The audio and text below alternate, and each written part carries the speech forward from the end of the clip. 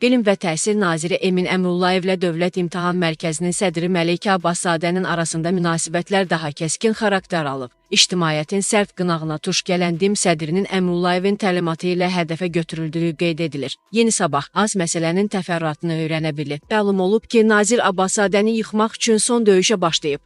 Onun bu dəfəki silahı cəmiyyətdə kifayət qədər hörmət və etibar sahibi olan aparıcı təhsil ekspertləridir. Əmrullayev təhsil dairəsində olan bu şəxslərin vasitəsilə DİM sədrini ictimai rəydə nüfuzdan salmaq və beləliklə də onun gedişini sürətləndirmək istəyir. Əlavə edək ki, təhsil ekspertləri DİM sədrini bu dəfə ən zəif yerindən vururlar. Bunlar cəmiyyəti inandırmağa çalışırlar ki, Abbaszadə blok imtahanlarının birinci cəhdində abituriyentləri qəsdən çətin suallarla sınağa çəkir. Bu iddia təkcə abituriyentləri deyil. Onların valideynlərini də əməlli başlı qəzəbləndirib. Sosial şəbəkələrdə DİM sədrinin əleyhinə səslənən ittihamlar da bunu sübut edib. Məleykə Abbaszadəyə qarşı səslənən digər ittiham isə abituriyentlər vasitəsilə külli miqdarda vəsait əldə etməsi ilə bağlıdır. Blok imtahanlarının ikinci cəhdində təxminən 60 min abituriyentin iştirak etməsi gözlənilir. Bu isə DİM-in büdcəsinə 5 milyon 600 min manatın daxil olması deməkdir. Oponentlər iddia edirlər ki, Abbaszadənin bu addımı əhalinin sosial cəhətdən həssas təbəqəsi üçün ağır zərbədir.